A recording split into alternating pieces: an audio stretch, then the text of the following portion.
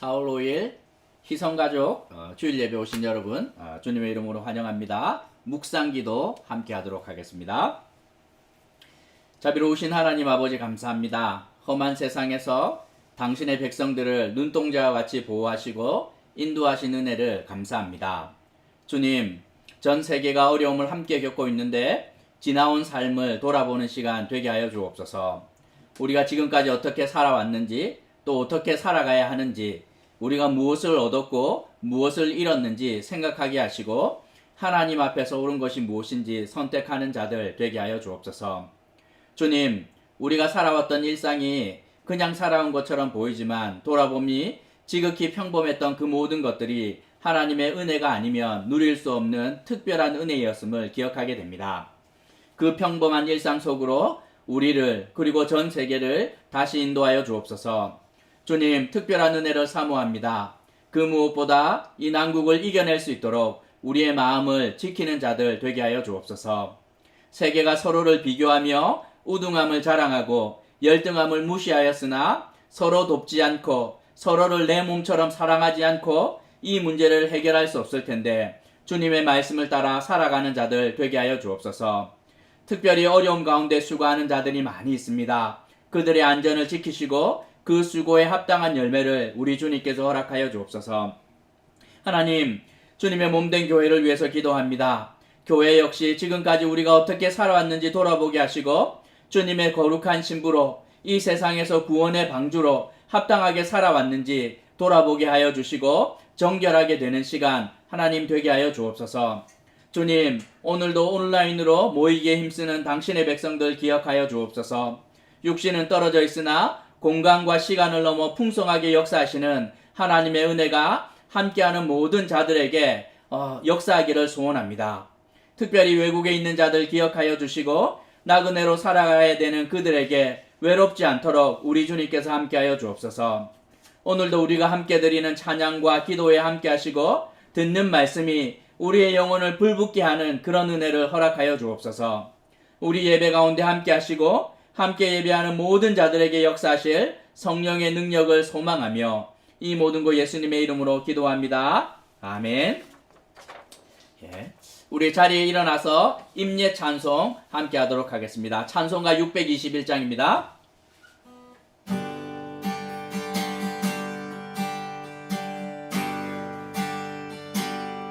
찬양하라 내 영혼아, 찬양하라 내 영혼아, 내 속에 있는 것들아 다 찬양하라.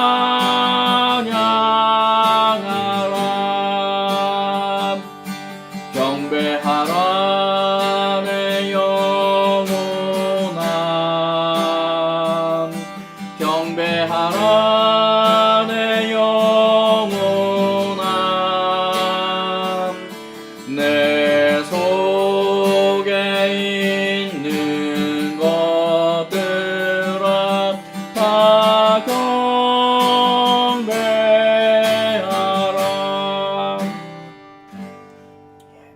사도신경 함께 고백하도록 하겠습니다. 시작. 나는 전능하신 아버지 하나님 천지의 창조주를 믿습니다. 나는 그의 유일하신 아들 우리 주 예수 그리스도를 믿습니다. 그는 성령으로 잉태되어 동정녀 마리아에게서 나시고 본디오 빌라도에게 고난을 받아 십자가에 못 박혀 죽으시고 장사된 지 사흘 만에 죽은 자 가운데서 다시 살아나셨으며 하늘에 오르시어 전능하신 아버지 하나님 우편에 앉아 계시다가 거기로부터 살아있는 자와 죽은 자를 심판하러 오십니다. 나는 성령을 믿으며 거룩한 공교회와 성도의 교제와 죄를 용서받는 것과 몸의 부활과 영생을 믿습니다. 아멘. 성취교독 함께 하겠습니다. 교독문 132문입니다.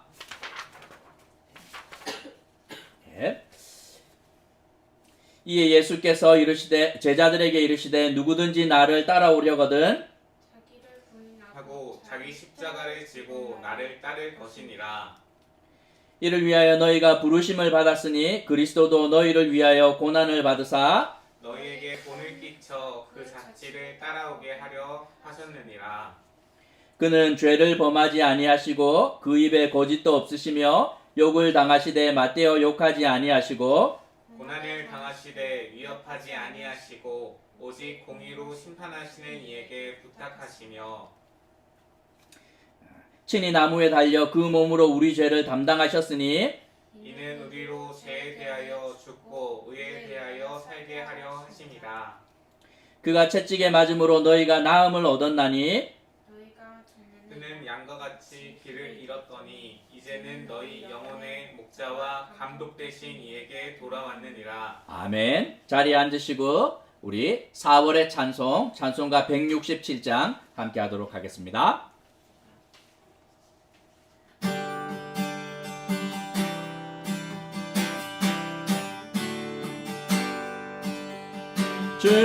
즐겁도다 이날 세세에 할 말 사망 권세께 죽은 자가 다시 살아나와서 생명의 주 예수 찬송하도다. 즐겁도다 이날 세세에 할 말 사망 권세 깨고 승리하셨네. 유한하신 주님 나타나시니 천지 만물 모두 새 옷 입었네. 꽃은 만발하고 잎이 우거져 승리하신 주를 찬송하도다.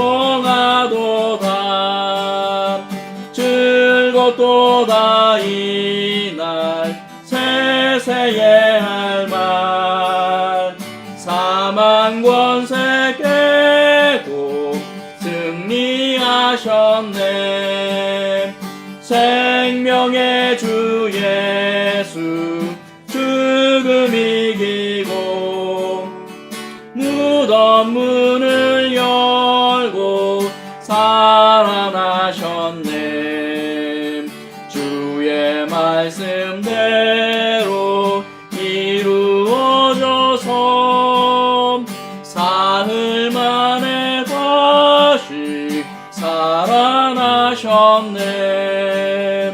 즐겁도다 이날 세세에 할 말 사망 권세 깨고 승리하셨네. 아멘.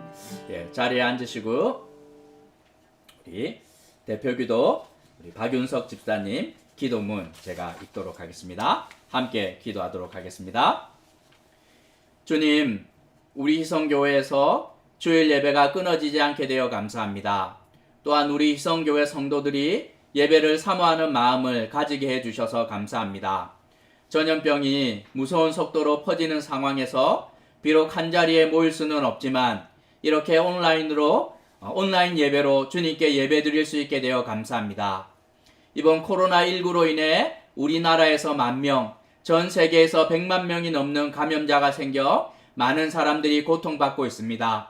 치료 과정에서 고통뿐만 아니라 가족과 헤어져서 격리되고 여러 수고와 계획들이 무산되고 재정적인 어려움에 처하고 직장을 잃게 되고 나아가 목숨까지 잃는 안타까운 일들이 연일 일어나고 있습니다. 우리 그리스도인들이 깨어 기도하고 주님께서 그 기도의 음성을 들어주시기를 원합니다. 이 위기를 극복할 때까지 가까이 항상 함께해 주시기를 간구드립니다. 특히 세계 곳곳에서 이유 없는 인종차별로 위협과 조롱을 당하며 상처받은 우리 국민들이 있습니다. 결코 좌절하거나 되갚지 않게 하여 주시고 오히려 우리 주 예수 그리스도를 기억하여 위로받게 하여 주옵소서. 죄 있는 우리를 위하여 죄 없이 이 땅에 오셨다가 위협과 조롱을 당하고 십자가에서 고통을 받으신 예수 그리스도로부터 깊은 공감과 위로가 있기를 기도드립니다. 예수께서 고난받으시고 부활하신 사건을 맞이하여 기념합니다. 고통의 문제에 대해 곰곰이 생각해 볼 수 있는 시간을 허락하여 주시옵소서. 고난을 온전히 받으시고 또 온전히 승리하신 예수님을 곱씹어 볼 수 있도록 눈과 귀를 허락하여 주옵소서. 그리하여 고통의 끝에 있는 기쁨과 고통의 이면에 있는 하나님의 사랑을 경험할 수 있는 은혜를 우리에게 허락하여 주옵소서. 말씀 전하시는 목사님을 붙들어 보호하여 주님의 음성이 선포되길 믿으며 이 시간 주님께 맡겨드립니다. 고난받고 부활하신 우리 그리스도 예수의 이름으로 기도드립니다. 아멘. 네. 우리 4월의 성경 암송 함께 하도록 하겠습니다. 자막 나갈 텐데 함께 좀 묵상했으면 좋겠습니다.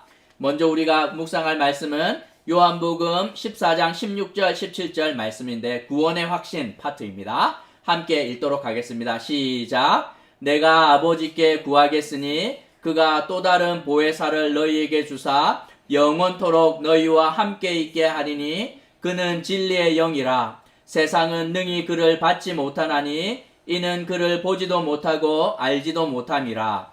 그러나 너희는 그를 아나니 그는 너희와 함께 거하시며 또 너희 속에 계시겠습니다. 아멘. 두 번째 말씀은 로마서 8장 39절 말씀입니다. 함께 읽겠습니다. 시작. 높음이나 깊음이나 다른 어떤 피조물이라도 우리를 우리 주 예수 그리스도 있는 하나님의 사랑에서 끊을 수 없으리라. 아멘. 어린이 설교 함께 좀 보도록 하겠습니다. 제목을 한번 읽어보도록 할까요? 시작. 성전을 깨끗게 하신 예수님.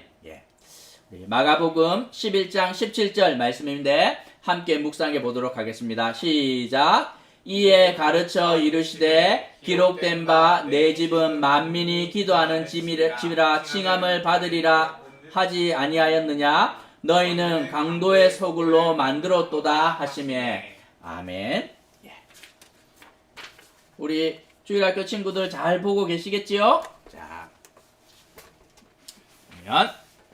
보면 오늘은 여기는 성전이에요. 성전인데 예수님께서 이렇게 성전에 가셨는데 이 화가 되게 많이 나셨습니다. 죄 지은 사람들을 용서하시고 또 아프고 불쌍한 사람들을 잘 돌아보아 주셨는데 예수님께서는 어느 날 예루살렘 성전에 가셔서 화가 나서 사람들에게 막 화도 내시고 상도 없고 막 그런 일을 행하십니다. 예수님께서 누구를 쫓아냈는지 보면 여기에 보면 장사하는 사람이 있었어요.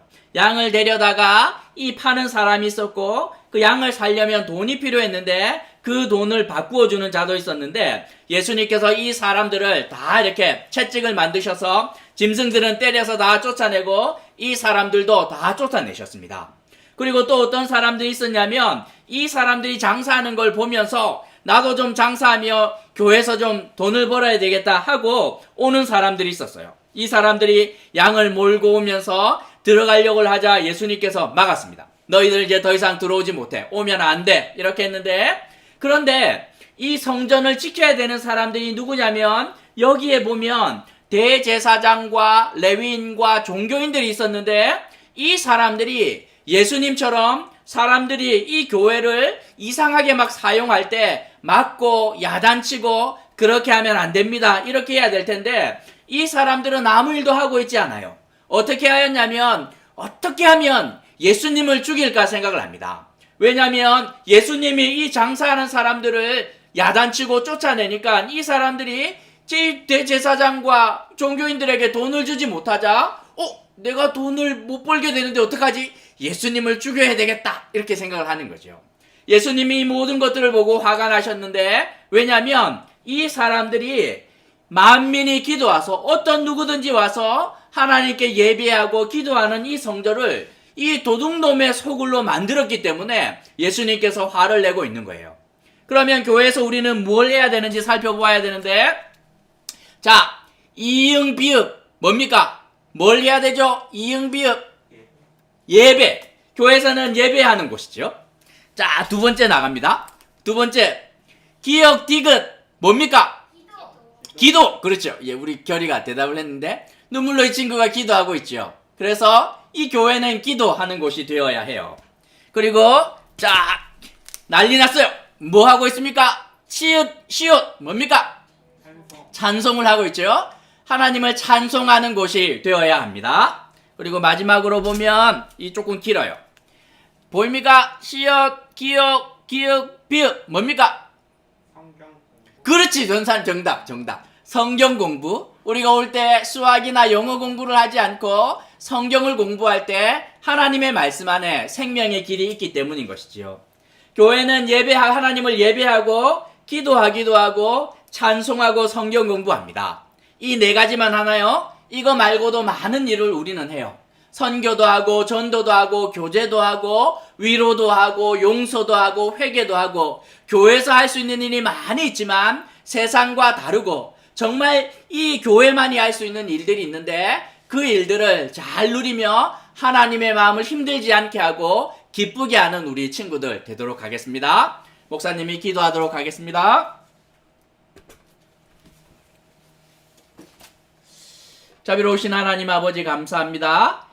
솔로몬이 성전을 지으며 만민이 기도할 수 있는 곳으로 어느 누구든지 주님 앞에 와서 은혜를 경험할 수 있는 곳으로 만들어 두었는데 사람들이 그곳을 장사하는 곳으로 또 하나님 정말 강도의 구렬로 만들었던 거 기억하는데 우리가 주님 앞에 나올 때 함께 예배하고 주님을 찬양하고 주님의 말씀을 사모하고 기도하는 자들 될 수 있도록 교회가 교회다워지고 성도가 성도다워지는 그런 은혜를 경험할 수 있도록 함께 주옵소서. 감사를 드리며 예수님 이름으로 기도합니다. 아멘. 말씀 함께 보도록 하겠습니다. 오늘 말씀은 베드로전서 4장 12절에서 19절까지 말씀입니다. 한 절씩 교독하시고 마지막 절은 다 같이 읽도록 하겠습니다. 베드로전서 4장 12절에서 19절까지 말씀입니다. 사랑하는 자들아 너희를 연단하려고 오는 불시험을 이상한 일 당하는 것 같이 여기지 말고 오히려 너희가 그리스도의 고난에 참여하는 것으로 즐거워하라. 이는 그의 영광을 나타내실 때에 너희로 즐거워하고 기뻐하게 하려 함이라.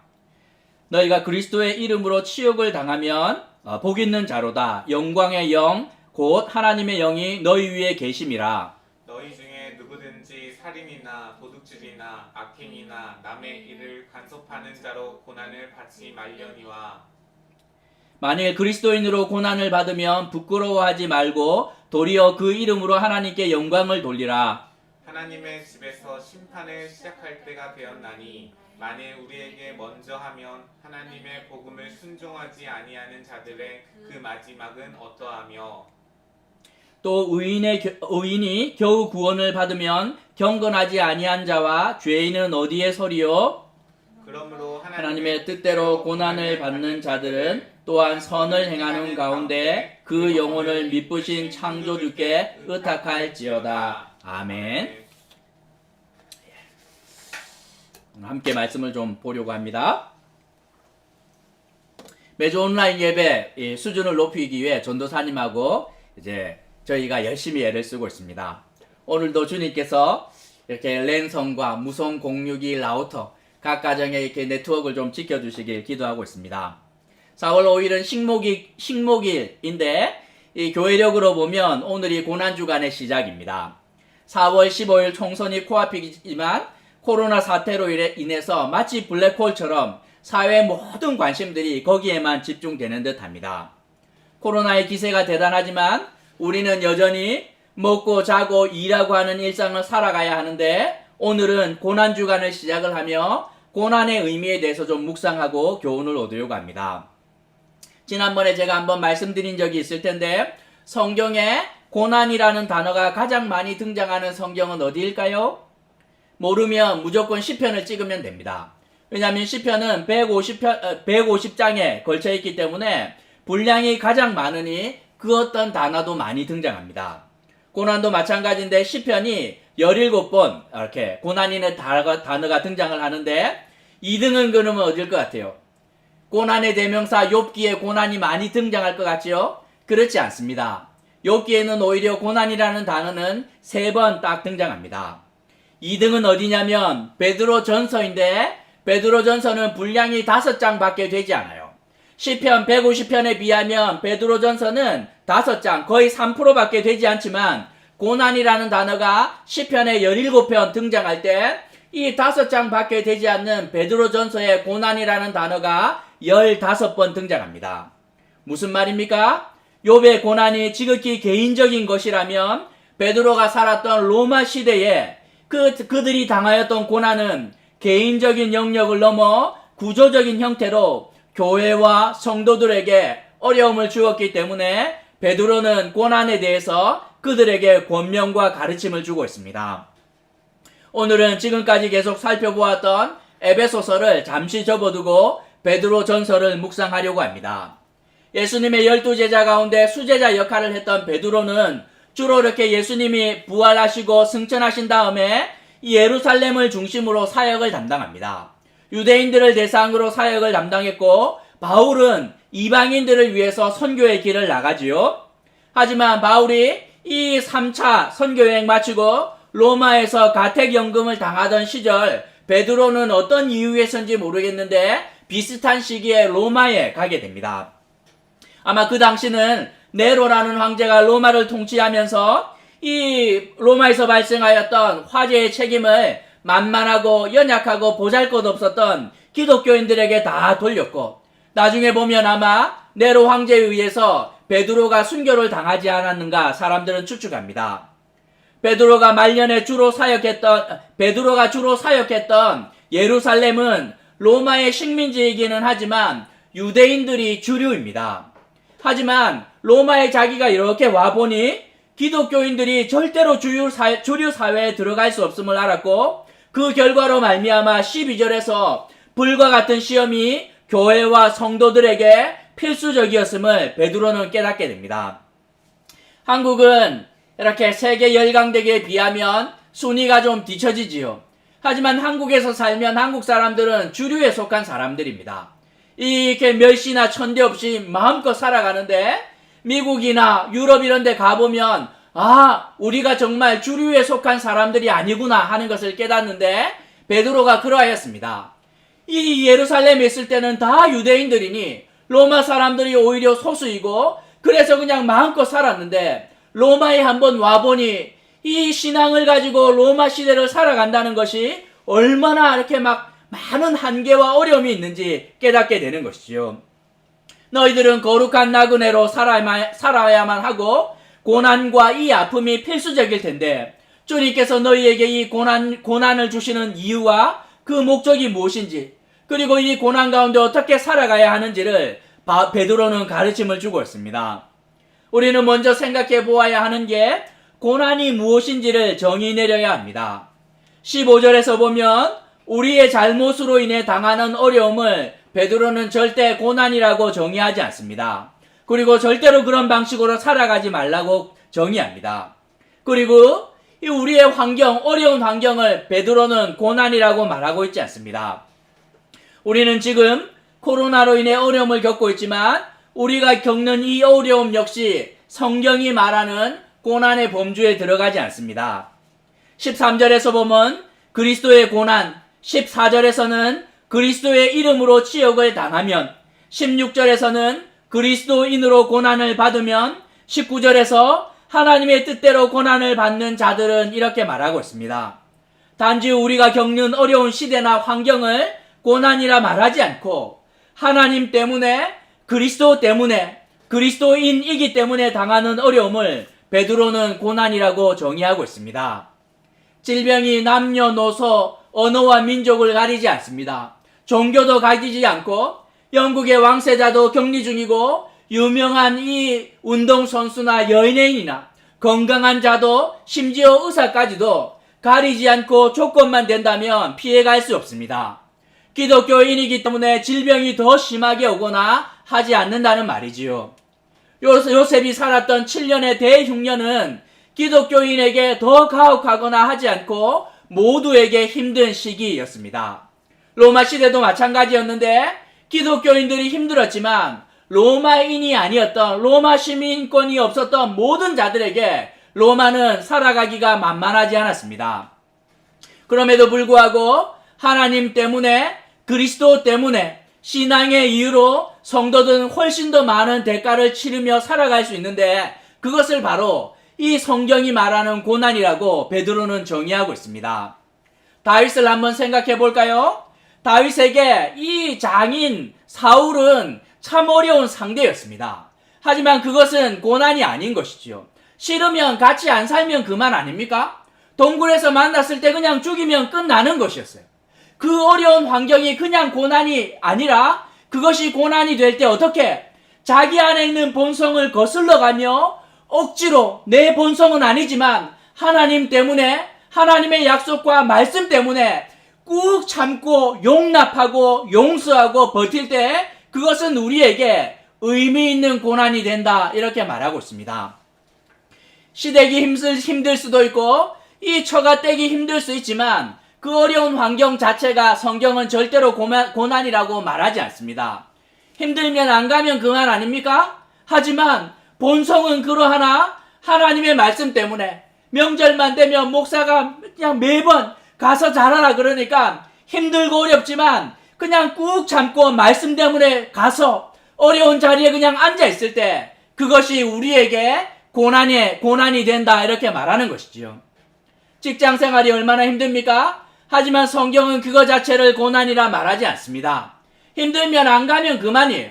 우리도 요령껏 하고 막 대하고 이렇게 하면 받은 거 이상으로 갚아주면 되지만 본성을 거슬려 가며 말씀 때문에 억지로 참고 고난이 견딜 때 그것이 바로 우리에게 하나님 앞에서 의미 있는 고난이 된다고 성경은 말씀하고 있습니다. 다시 말하면 우리가 믿음만 버린다면 하나님만 아니라면 성경 말씀만 없다면 얼마든지 지금보다 더 편하고 쉽게 살아갈 수 있으나 그 모든 것을 알면서도 성도들이 스스로 자발적으로 좁은 길을 걸어가는 삶을 베드로는 고난이라고 말씀하고 있습니다. 그러면 베드로는 하나님께서 그 고난을 우리에게 주시는 이유를 두 가지로 설명하고 있습니다. 고난의 때를 우리 가운데 주시는 첫 번째 이유는 17절에서 심판입니다. 하나님의 집에서 심판이 시작되었나니 여기서 말하는 심판은 징벌의 의미라기보다는 옳고 그름을 판단하는 것을 의미합니다. 코로나19 때문에 전 세계가 똑같은 어려움을 겪고 있지만 각 나라들이 완전히 다른 결과를 얻고 있습니다. 마치 똑같은 시험지를 받았는데 이게 성적이 다른 것 같은 느낌이 듭니다. 저 사람은 우등생인 줄 알았는데 시험을 이렇게 쳤는데 결과가 형편없고 얘는 만년 꼴찌인 줄 알았는데 시험을 받았는데 놀라운 점수를 받은 자도 있습니다. 미국의 CNN 이 기사가 이렇게 타이틀이 났는데 아시아가 옳았다 이 기사 난 거 제가 보았습니다. 얼마나 그거 보고 제가 우스웠는지. 서양이 언제 아시아를 인정한 적이 있습니까? 영국에 있는 동안 BBC 제가 잘 못 알아듣지만 한국 소식이 나오면 좋은 소식은 단 한 번도 나오지 않습니다. 자동차 소개하는 프로그램에 한국 자동차가 나오면 끊임없이 사회자가 하는 말이 rubbish, 쓰레기 같다는 말 하면서 얼마나 한국을 업신여겼는지 모르는데 그 친구들이 참고 또 참다가 이번에는 아시아가 옳았다 이렇게 말하는 것입니다. 동일한 고난이 왔을 때 어떤 삶의 방식이 하나님 앞에서 옳은 것인지 분명하게 드러난다고 성경은 말씀하고 있습니다. 심판은 놀랍게도 하나님의 집에서 심판이 시작되었다 이렇게 말하고 있는데 심판하려면 기준이 필요하지 않습니까? 시험을 쳤으면 학생들이 채점하는 것이 아니고 정답을 가지고 있는 출제하였던 선생님들이 이렇게 채점을 할 텐데 하나님의 집에서 심판이 시작된다 이렇게 말합니다. 하나님의 집에 있는 것이 무엇입니까? 진리의 기둥과 터가 되기 때문에 그 분명한 진리의 기둥과 터 앞에서 하나님께서 그들이 살아왔던 삶의 방식을 온전히 심판하실 것이다 말씀하고 있습니다.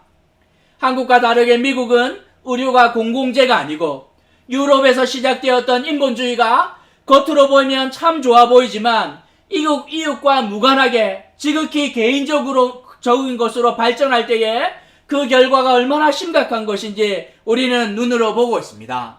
국가가 정직하지 못할 때 개인이 감당할 수 없는 재앙이 시작되는 것 우리가 확인하고 있는 것 아닙니까? 고난의 때를 지나가며 우리는 알게 됩니다.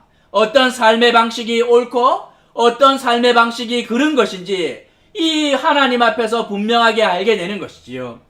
계시록이 말하는 것이 무엇입니까? 하나님의 심판의 때가 시작이 되면 사람들이 하는 말이 무엇이냐면 성도와 교회를 향하여 너희가 옳았구나, 우리가 잘못되었고 너희가 옳았구나, 이렇게 말할 때가 있을 거라는 것이지요. 부자와 거지 나사로의 비유에서처럼 이 땅에서는 부자의 삶이 탁월하고 거지 나사로의 삶이 이 틀린 것처럼 보였으나 주님의 심판이 시작되었을 때 이 부자가 하는 말이 뭡니까? 저 친구의 삶이 옳았구나, 내 밥상 밑에서 이 부스러기를 먹던 그의 삶이 옳았구나 말씀할 때가 있을 텐데, 심판이야말로 우리의 삶이 어떠하였는지를 분명하게 밝혀 알려주는 은혜의 때가 될 것이라고 성경은 말씀하고 있습니다. 베드로가 말하는 고난의 두 번째 이유는 연단입니다. 12절에서 사랑하는 자들아 너희를 연단하려고 오는 불시험을 이상한 일 당하는 것 같이 여기지 말라, 이렇게 말씀합니다. 성경에서는 불이 자주 등장하는데 두 가지로 등장합니다. 하나는 소멸하는 불 아닙니까? 진노의 불. 하나님께서 마음에 들지 않거나 하나님 앞에 합당하지 않을 때 하늘에서 불이 내려서 모든 것들을 살라버립니다. 소돔과 고모라가 그러하였을 텐데, 또 하나 두 번째 등장하는 불은 이 하나님께서 우리로 하여금 정결하게 하는 이 연단의 불이 이 두 번째로 사용됩니다. 이 연단의 불은 아무에게나 허락되지 않고 오늘 본문에서 보면 오직 사랑하는 자들에게만 허락된다고 성경은 말씀하고 있습니다. 그냥 길가에 버려진 깡통을 주워다가 불 속에 넣고 재련하는 사람들 그리 많지 않을 것입니다. 하지만 은이나 금처럼 지극히 가치가 있는 것들은 그 순도를 더 높이기 위해서 이 불 속에 넣고 몇 번이고 불순물들을 태워서 연단해냅니다. 주님께서 당신의 교회와 성도들을 사랑하시면서 우리 안에 있는 불순물들을 참아보지 못하고 그것들을 다 태워버리시겠다 말씀하고 있습니다. 사랑하는 자녀가 술에, 마약에, 게으름에 이렇게 쩔어 있을 때 그래 너의 삶을 존중한다 하고 그냥 둘 부모가 어디 있겠습니까? 부모가 할 수 있는 만큼 사랑하는 자녀 안에 있는 그 불순물들을 제거하고 정금처럼 빚어가기 위해서 할 수 있는 모든 수고를 감당하는 것 아니겠습니까? 우리 주님이 당신의 교회와 성도들의 믿음의 연단에 얼마나 집요한지 모릅니다. 아브라함 한번 보십시오.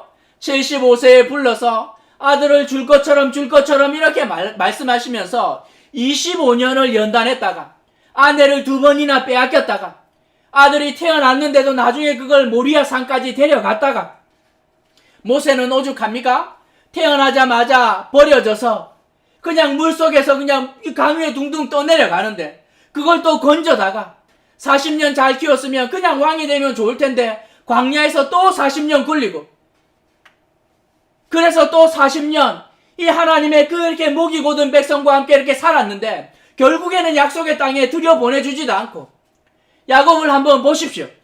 요셉과 다윗과 다니엘 보면 다들 죽을 고비를 넘고 또 넘어서 그들의 믿음을 정금처럼 빚어가는 거룩한 신부로 이 주님께서 예비하시는 거 보게 됩니다.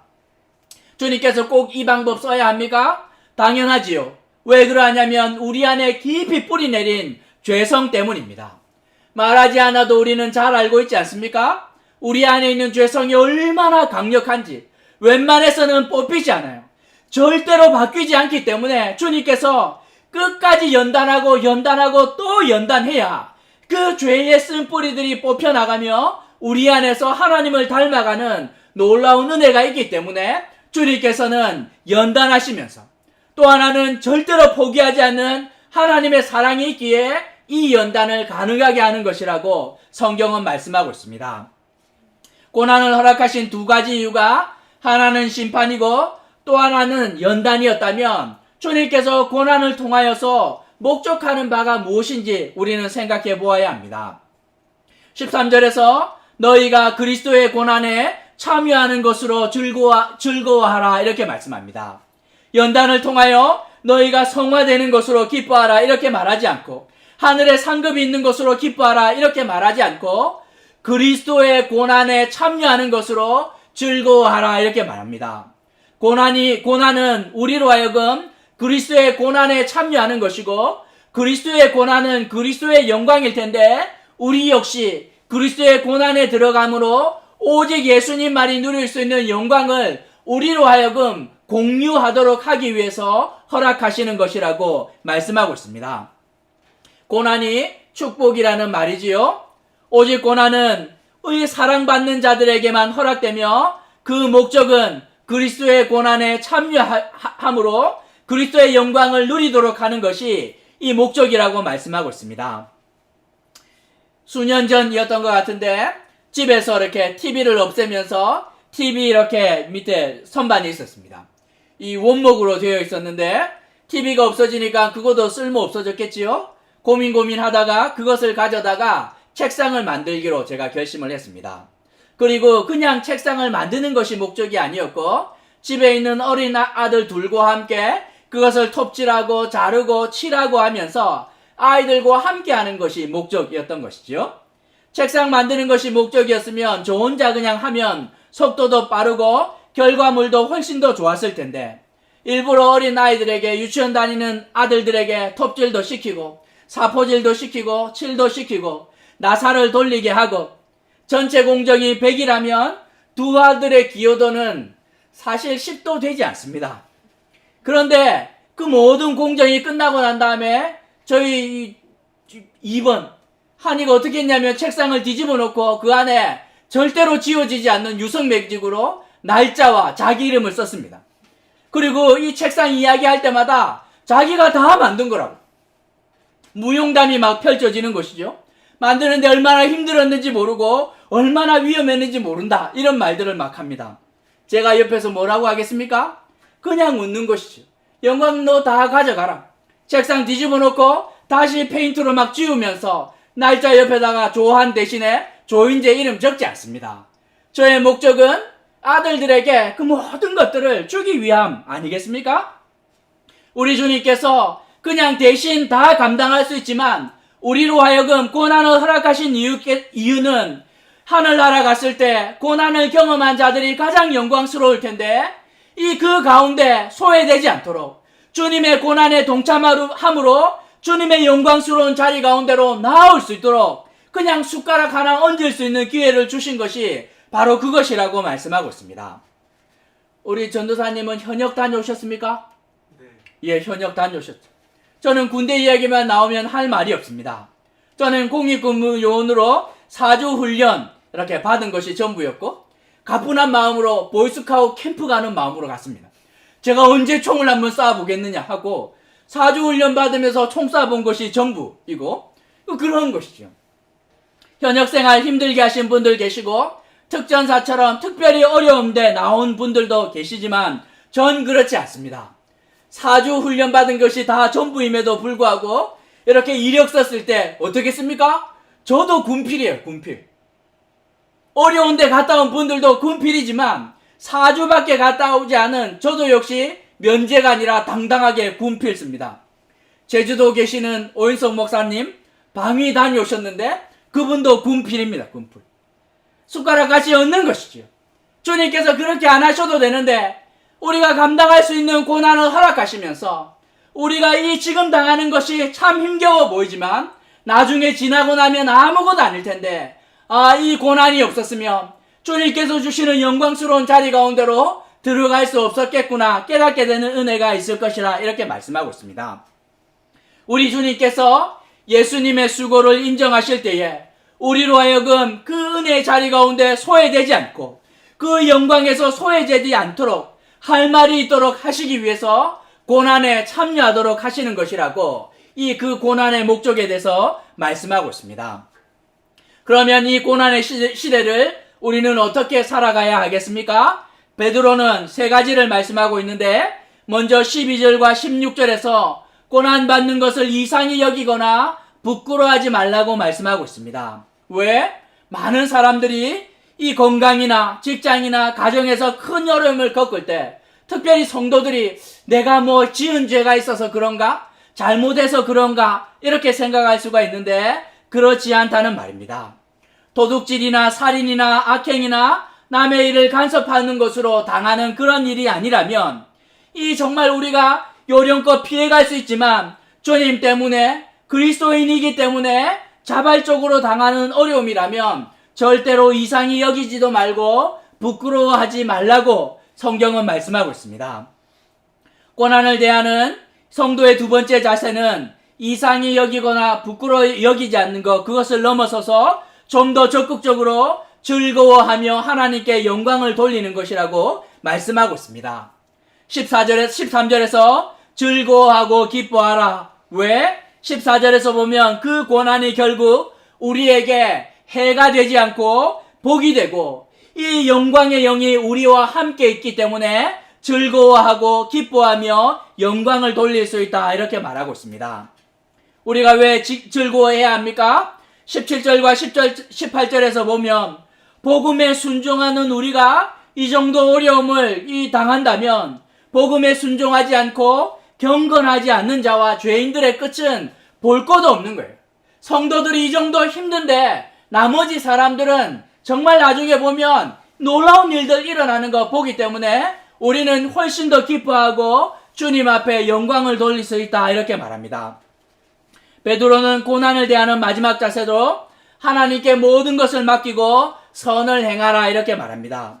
19절에서 보면 선을 행하는 가운데 그 영혼을 미쁘신 창조주에게 의탁할지어다, 이렇게 말씀하고 있습니다. 고난 가운데 선을 행하는 것 쉽지 않습니다.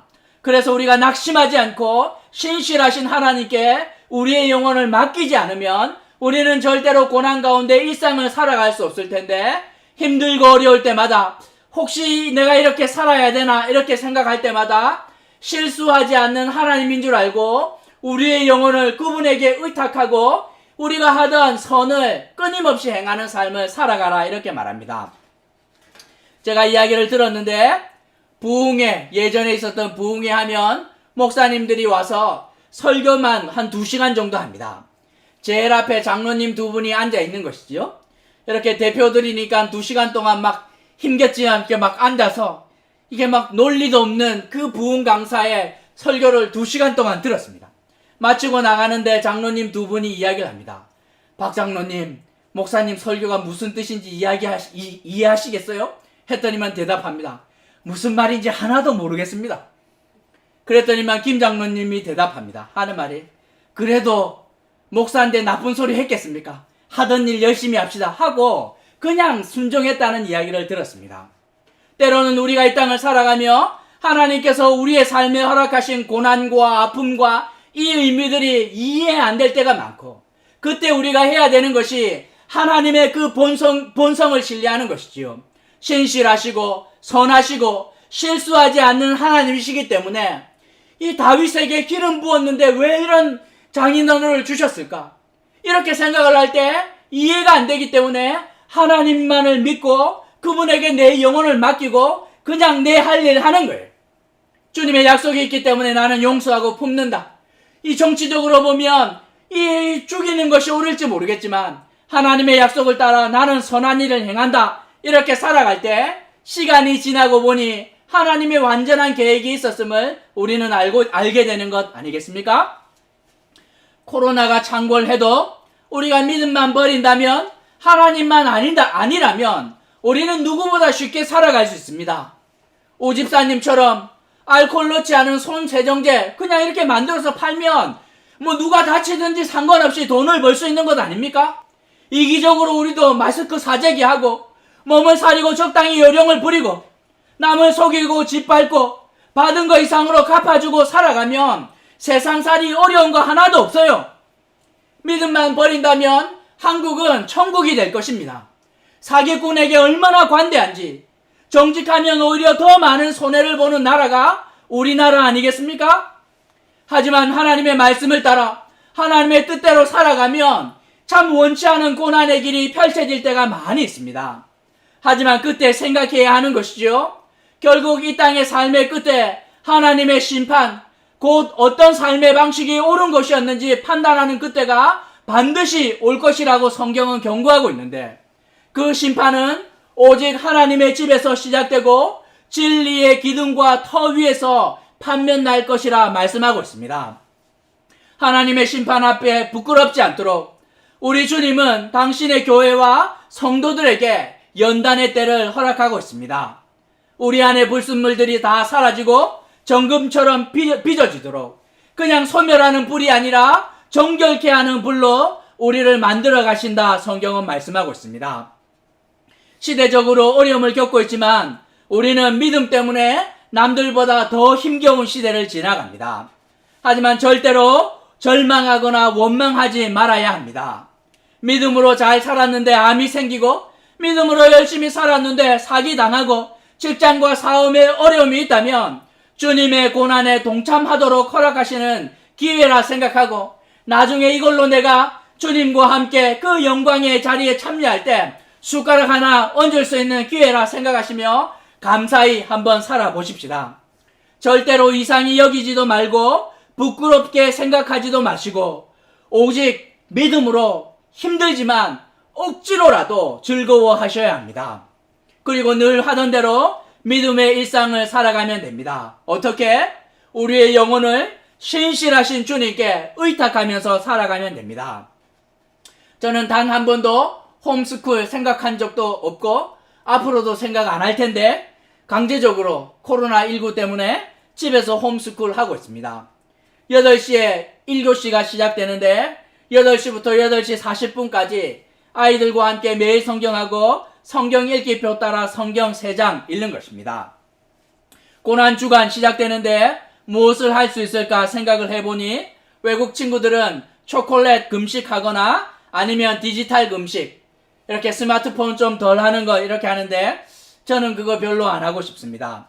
두 가지를 공동체가 좀 했으면 하는데, 하나는 말씀을 묵상하는 일 좀 했으면 좋겠습니다.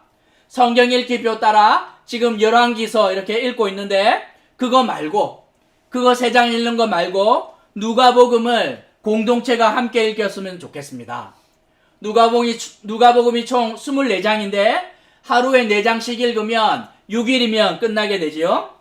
또 하나는 우리가 늘 하던 것처럼 부활절 헌금을 외부로 흘려보냅니다. 필요한 곳으로. 그런데 그냥 습관을 따라 하지 않고 좀 이렇게 그 가운데 의미 있는 헌금을 좀 했으면 좋겠습니다. 하루 한 끼 금식한다 생각을 하면 한 끼당 싼 걸로 계산해서 한 3,000원 하면 7일 한 끼 금식하면 37, 20일 2만 원 정도 되지 않습니까? 그냥 우리가 헌금 하는데 그렇게 하지 말고 억지로라도 좀 이렇게 결심하며 좀 했으면 좋겠습니다. 아이들도 하루 100원씩이라도 좋으니 네 자본주의를 살아가며 돈의 힘이 너무너무 크지만 내 것을 포기하면서 억지로라도 거슬러가며 본성을 거슬러가며 그리스도의 고난에 좀 동참했으면 좋겠습니다. 우리가 그냥 두면 최대한 본성을 따라 살게 될 텐데 하나님의 말씀을 읽으면서 최대한 주님의 말씀이 우리의 본성을 힘들게 하며 그냥 억지로라도 주님의 말씀을 따라서 한번 좀 살아가 볼 수 있도록 말씀을 묵상하고 우리가 좀 재정을 좀 억지로 좀 떼어서 필요한 곳으로 좀 흘려보내면서 주님의 고난에 그냥 단지 힘겨운 시대를 지나가는 것이 아니라 그리스도 때문에, 하나님 때문에, 주님의 말씀 때문에 믿음의 이유로 우리의 본성을 거슬러 살아가야 그것이 진정한 우리에게 고난의 의미가 될 것이라 이렇게 말씀하고 있는데, 혼란한 시기에 고난주간을 맞이하지만 그냥 적당히 보내지 않고 주님의 말씀을 따라서 우리 안에 있는 그 본성을 억지로 거스르며 주님께서 말씀하시는 그리스도로 인한 고난, 거기에 동참하는 희성가족 되기를 주님의 이름으로 도전하는 것입니다. 우리 말씀 생각하시면서 좀 기도했으면 좋겠는데, 고난주간이 시작됩니다. 어려운 시대를 살아가지만 믿음만 없으면, 말씀만 없으면 우리 얼마든지 편하게 살아갈 수 있지만 우리는 그렇게 살아가는 자들 아닙니다. 좁고 협착하지만 그 길 끝에 생명이 있기에 그 길을 억지로 가는 자들이 아니라 기꺼이 믿음으로 자발적으로 걸어가야 나도 살고 남도 살게 됩니다. 결심하십시다. 하나님의 말씀이 날마다 내 본성을 불편하게 할 수 있기를, 경제적으로 좀 어렵지만 결심하며 더 연약한 자들을 생각하며 내어주는 사랑을 하며 주님의 고난에 동참하는 삶이 될 수 있도록 말씀 생각하시면서 함께 기도하도록 하겠습니다. 기도하십시다. 자비로우신 하나님 아버지, 주님의 크신 은혜를 기억합니다. 하나님 아버지, 고난주간을 시작하고 있는데 온 세상이 어려운 가운데 있습니다.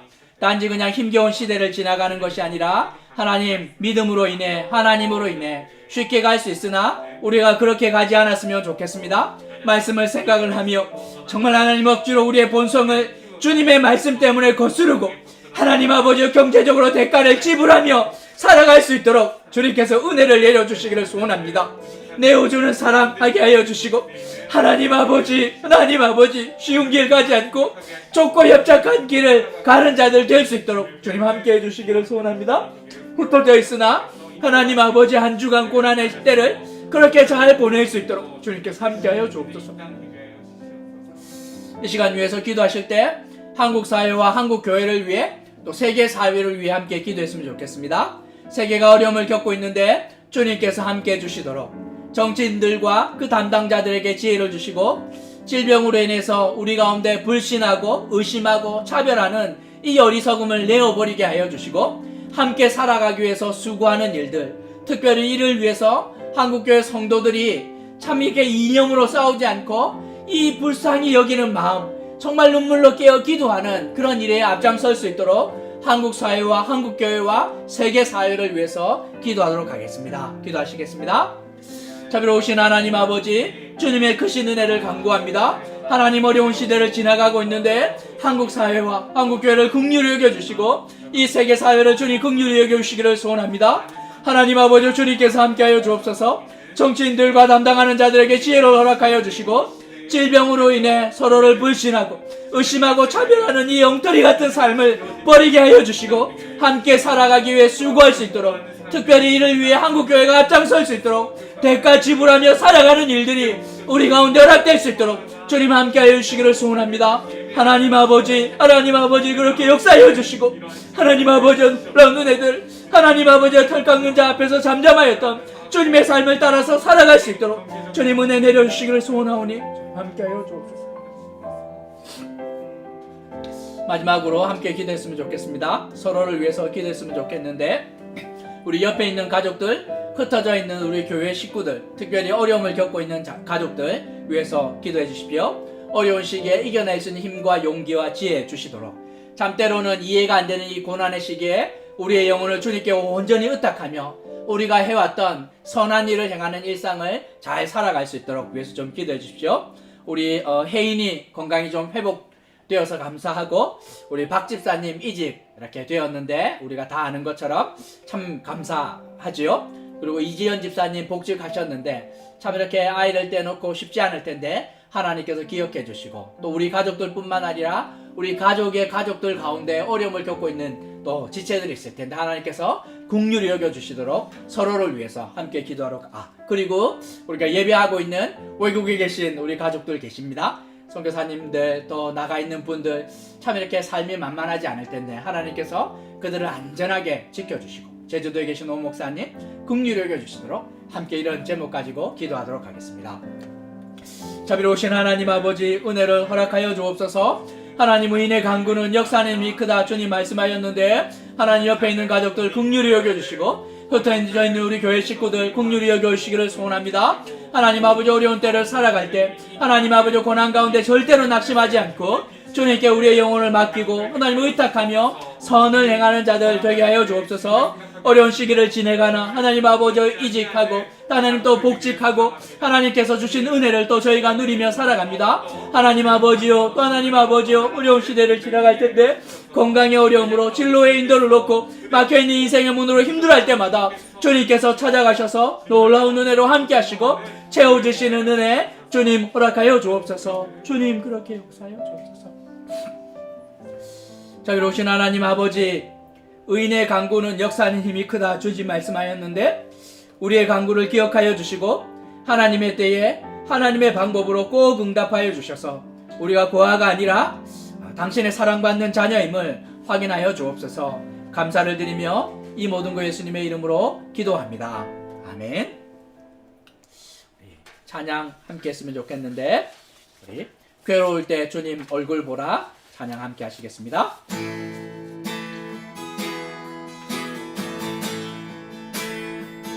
괴로울 때 주님의 얼굴 보라 평화의 주님 바라보아라